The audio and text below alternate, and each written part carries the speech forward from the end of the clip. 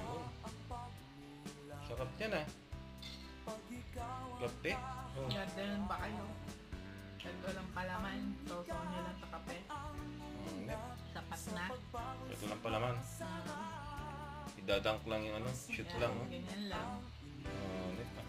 Kagat. Simple lang talaga, ano. Diba? Yung lasa. Siyempre yung sa? So kahit wala na mga cheese whiz yan, gano'n. Ano? Kahit pambili. Grabe naman paano yan. Tapistik lang. Stick lang, sapat na. Isang bagong mainit na tubig. Haluin. Sapat na. Buhay na yung ano. Sarap na ng gising. Ganyan lang. Pagising.